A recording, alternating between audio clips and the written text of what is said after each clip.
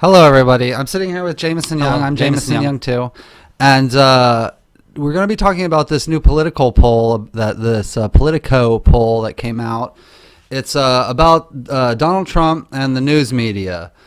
Who likes who more? Like, what is the voting general public? Which one do they think more is dividing the country? And according to the majority of the polls. The article reads, the majority of the polls think that the president has done more to divide the country than unite it since he took office last year, but they have a even worse view on the national news media. Just 3 in 10/30% said Trump has done more to unite the country, compared to 56% who said that he has done more to divide it. Even more voters, 64%, said the media has done more to divide the country, while only 17% say that they have done more to unite it. Jameson, would you like to read the other part? Okay, so the political breakdowns break down as a majority of Democrats, 88%, and independents, 54%, said Trump has done more to divide the U.S., while 55% of the Republicans said Trump has done more to unite the country instead. But few voters in either party, 28% of Democrats, 9% of Republicans, and 14% of independents, said the national news media have done more to unite the country. So breaks down differently politically, I guess. Okay, so that being said, to recap again, 30% say that Trump has done more to divide the country. 56% said that he's done more, or excuse me, 30% says Trump does more to unite the country. 56% say he's done more to divide it. But 64% of people say that the media has done more to divide the country, while only 17% say that they've done more to unite it. Everything being said, so do you think that the news media has earned their bad reputation? Yeah, what bad rep? What like, bad reputation? Are they fake news, or is that just a bad rap? Yeah, they're fake news. I mean, there is no bad reputation. I think they are fake news. Well, I don't really see how you can just say that they make up news, because if CNN made up news, well, then Fox would call them out on it. Lots of times it's not in the fabrication of stories. It's in the delivery. Like, for one, the overrepresentation of certain stories.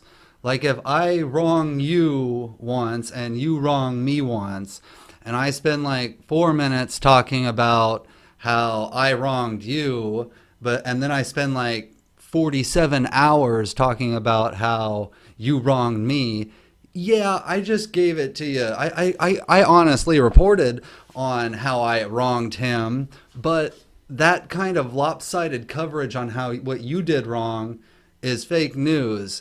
And I see this done, like, whether it's when it's race, gender, immigration, or religion, i.e. lecturing us on how lovely Islam is. When it's those 4 categories, or a couple other categories, I see this strategy used almost all the time. One of the other things is cherry picking stats. If I wrong you 5 times and you wrong me 4 times, and I tell the media, or I tell the people that you wronged me 4 times, yeah, I just used a factual stat. You did wrong me 4 times, but I left out half the story.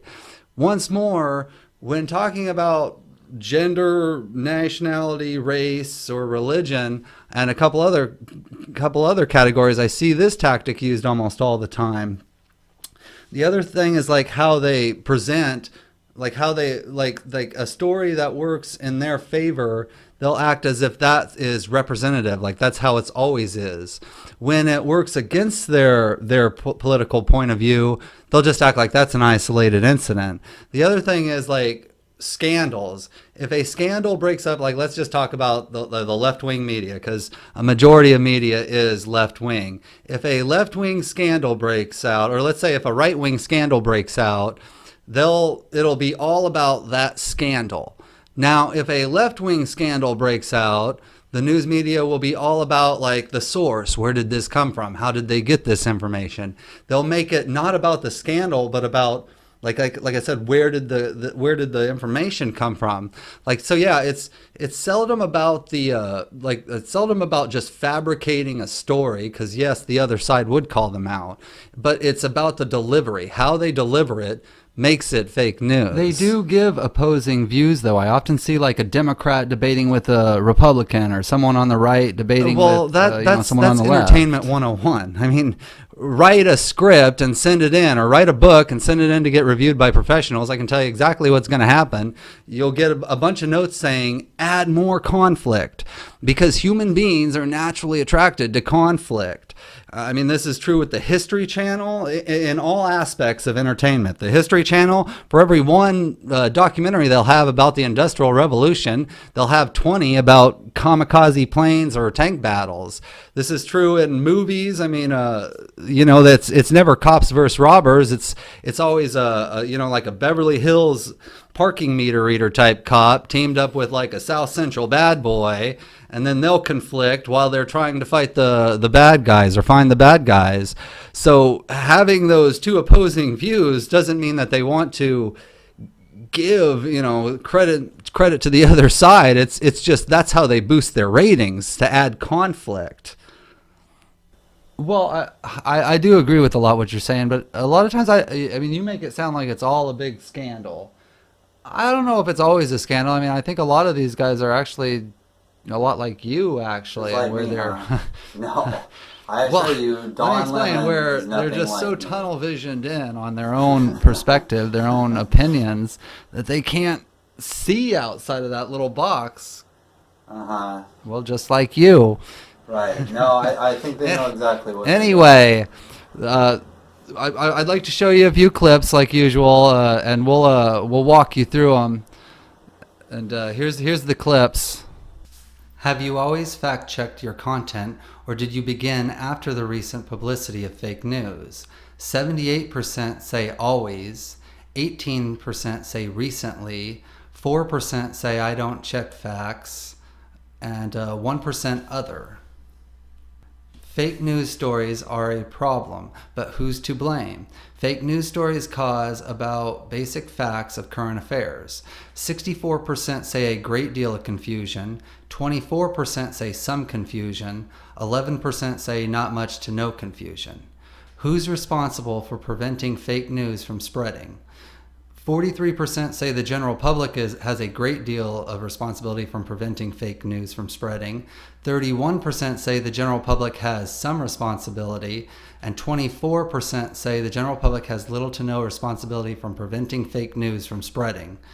45% say the government and or politicians have a great deal of responsibility from preventing fake news from spreading. 25% say government and politicians have some responsibility from preventing fake news from spreading. And 26% say the government and or politicians have little to no responsibility from preventing fake news from spreading. 42% say social media sites have a great deal from preventing fake news from spreading. 29% say social media sites have some responsibility. And 24% say that social media sites have little to no responsibility from preventing fake news from spreading. Thank you for watching my video at Self-Conflicted.